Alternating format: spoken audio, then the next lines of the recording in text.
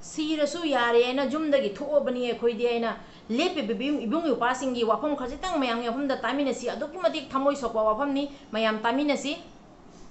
Kangchup Chingong da lairiba koi frontline oina ngakna lairiba singjiga koi kanagumbi marum mapang adagi CSO singdagi koi gi mating laktabsi jortabse masi kitang yahoninge chengna hai kanda koi ngasi bokta kanagumi intana Manipur da lairiba CSO adagi maira paibi lairiba club organization lairiba mayamsina Kangchup se koi gi khangdabagumna matawri masi ongtang lakpira kanda kana ngai kaidorige haibase masi Kangchup tu Imphal je only 14 kilometer khakte masi yamna su ya khudong thiningai oiba jaga ne bako si mayamna budi khangam gani ado khanga ga so sai Kangchup Chingong haiba sida kanamta na khoi ngasi bokte lairiba front line sida thengnari ba khoi isinau mayam sigi mating je lakte masi la haningi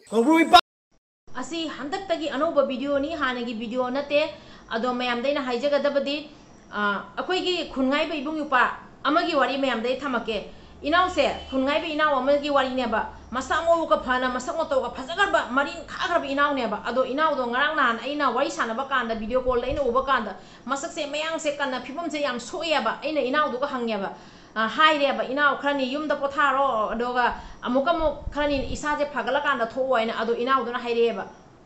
aidi sirasu yare na thobani akhoina thoiba khungak ba chali base imale ba ki tamakta sirasu yare na thobani yumda leherba ichini naw ibung yupa aigi nupi ingang se moi gi ngamna ba hingja horani ai meetei kannaba aikhoi gi imale ba kannaba manipur kannaba gi tamakta aikhoi se sirasu yare na thoibani khungak ba chali ba khungak ba hairi base sirasu yare na thobani iche kukina meetei da landarak na kukina meetei se loisalage na khali ba tanja se akhoina yum da pothana leiragadi imale ba se kanana kangani ifrubi jati se kanana kangani yumda leiba aigi ichinau aigi nupi ingang nungsigraba singdo moido moi ngamna ba hingna ba lejara sonwai khallaga thamoi siga adugumba ima leibaki tamaktani haine kathopa ma yauraga ima leibaki tamakta sirasu sirage na thobani na asmaina hairiyaba aduga aina haijaningi di tanjasiga asugumba ibung yupa mayam sigi tamakta angamba lupa manga khatang mateng tominasi akhoi gi ngasi jo bhauda khun ngakpa singi akhoina ima maira pabi singa leiriba ichinau mayam sina toiba donation khar sina di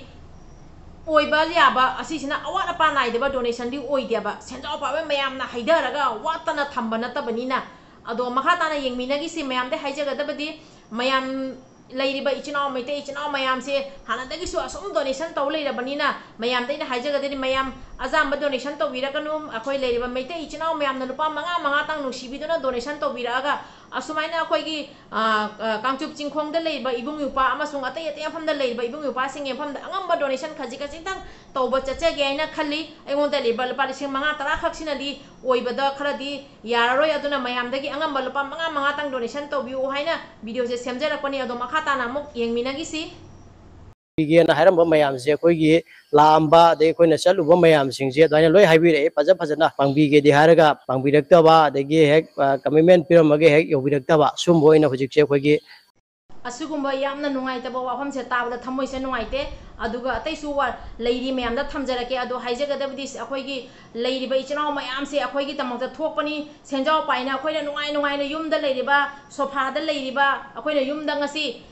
ining tamna leiba se ibung yupa mayamna leibadagi akhoi leibane abase akhoi kawroisi ado makhata namu yengminasi chindadi yam phajana tawjerake mateng pangbirake mateng pangjege haiba mayam ama leiraga su cheksaklaba kanda mateng tawrak namba mi se watli ena haibase asi yam noaite asumaina among akhoina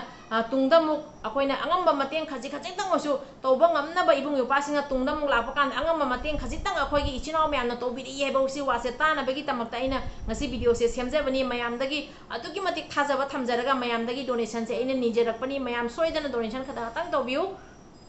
sida lairisi awat pa hakane awat pane je sagi khoi gi chabagi oiro sing mai sing haire adum kida adum khara nungai ba wale yam hoi gi lupsina Kangchup tele salamira jai pakhangmara jai pul tanglai pangna jai yamna laibak phaba amadi yamna chauthokchaningai oibani asigumba athouba meetei ibung yupa meetei icha mayam thokna ngasi ima leibaki tamakta ifrubi jati gi tamakta ni aina chongthuiba ibung yupa mayambu hojai dagi pari mom channel na haningai letana ikai khumnajari aduga amukasu hojai dagi pari mom channel na angamba mateng khajitang tawjage khanjabadagi mayamdagisu mateng khajitang nijaraga akhoi thauna lingjen phaba marin khaba meitei athouba singi manakta changjanning badagi joning badagi aina ngasi video se semjarakpani aduga aina haijagadabdi akhoi mayam sina ngasi apun boina letminaraga kuki di hujik plan tawba lepte kuki na hujik chinglakta moina bunker semaga leiba adugumba video khara su lei ai hapake tawra hapaktare adu ahambada akhoi yamna mathau tarba akhoi apun boina lepa akhoi thauna lingjen pharaba singsigi akoina angamba khaji nang mateng tawsanba awat apa haibasidi loina awat apa lei bane awat apa leitaba leite adu oiraga awat apa se khaji tang osu mention minasi haijage aina aina si video se semak pane ba angamba khaji tang akoi myamna mateng tawsalagadi ibung yupa singi saruk chamada saruk taradi akoina mateng tawsanba ngamgadra ai khanjabadagi aina mayamdagi akoi leiriba asuk yamaba meitei chinau mayamsina asigumba athouba ibung yupa singi mateng tanjasiga akoina taw haudragadi akoi amuk kanba kanda mateng tawgani asi khandabadagi aina asi video se aigi nungsirba ina omagi channel dagi asi lakhatlaga video se semjarakpani aduga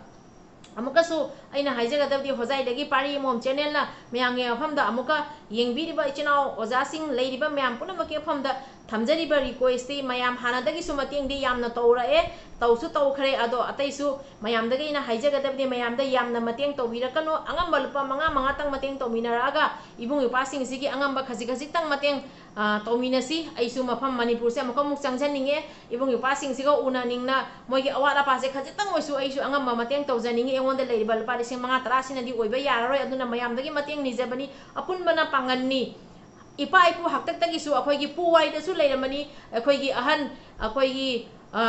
hanagi leirakpada masa nipa ahum pokchaba aduga mapaduna singje theuwaina amom ta piba kandadi ilai na theki ado punjalaga amuk ta pibadadi thekpase wai aduna akhoi su apun moina leiminaraga lupa manga tang osu mateng to sanminaga semba mama semaga ibung yupa singi mateng to minasi haijagena video se semjabani nuksirba ibung yupa ichana myamam su phone to biraga mosu donation to rake na hairapa myamam lei ado to biraiba donation phone to biraiba mayamda su amuka su hana aina ikai khumna bu uchari mayamna to birako donation ai mayamda soidana loina siangna haidok charakani aduga mayam puna mapusu amuka soina thagatpa phongdok chari mayamna thauna lingjen hapiraga donation gi video sembiro haibita makta haibiraiba akhoi bamon lekai gi iche busu haningai tana thagat chari iche ibe mabusu haningai tana thagat chari asumaina leiba ibung yupa mayamamna donation video semyo hojikse donation gi matam yaurae asu hujik kukina silaiba plan lambi semaga moina magi de silaiba mayam se asina akhoi gi su ibung yupa singda donation khara pisan mai matamni sahi lala abani hanadi amasu donation se khara angam bosu pisan na yama hujikti donation se kuithara abani na akhoi su wa abani na ko meitei akhoi di chamna lejabani sura sajabani akoina moina tauramba pre plan popi thaba ama taura paisa lupa ta laga khulai leisal laga mida landani na akhoi khandabani na akhoi sura sajabani akhoi di semam je lehodabani na aduna akhoi je yang wayaba aduna hujik angamba mateng khajiga chitang akhoi leiri basige lupa manga khakti akhoi kaithopa ngami ko asmaina akhoi gi meitei asuk yawa meitei lak manga taruk khatang na orisu lupa manga tang hapiragadi chawa amount amadi oineba adugi thajabase thamjaraga video je semjebani duga aigi ngasigi video siga thauna hapirapa ibung yupa amasung iche singbu haningai tan thagachari ngasigi di loisanjarage ima lebak na yaifare ifru bijati na yaifare kangleipak na yaifare aduga aina video se laujari ba channel akhoi inaw bu su haningai tan thagachari inauna kangchup chingkhong jauna yauraga asungma video mayam du utpire paita makta inaw bu su haningai tan thagachari ngasigi di loisanjarage ibudo pakhang mana yaifare aduga aroi bada mayam da ina haijaga dabdi aigi semjari ba video siga soiran yaw gargasu wahi wata akai ba kya yaw gargasu mayam na waro biganu aroi bada muka mayam dagi mateng nijari mayam na haiba asigi phone pay amasung asigi piriba QR siga angamba donation khajiga tidang tomina si matang siga loisanjarage kanglei pakna yaifare lanfam kukina landarak pada lanfam da changhiba kanda numi nini humni ka saba se mafam rang khangra kanda ima meira paibi singna ima singna khungai ba ibung yupa singi thong thaga khara purakpa aduga leiriba khoi ichinau mayamna ningon macha singna leiriba mayamna khara ka donation tawraga thinjan ba khojan ba tawraga ibung yupa singsana kyagi matik harawani nungai gani aduna aina mayamdagi akhoina su ichinau singna su aduga khoi ima singna su mafam da kukina landarakpa matamda thonga thaga thinjaliba pisaliba angama mateng toibase asumaina khojo kangchup chingkhong jauna अखोइना चंगबा ngamdana leiramba khangde अखोइना चंगहौदबा खंगदे होजिकति Tungi लाकदबा मतमदा चंगमिनसी हाइना असि video सेना सेमजरकपनि अखोइसु इबुंग युपा कांगचुकता लेबा इबुंग युपा अखोइ खुनगाइ बे इचिनाउ सिंगी अंगम मतेंग खजितंग तौमिनसी अदुगी आइना सि video से सेमजरकपनि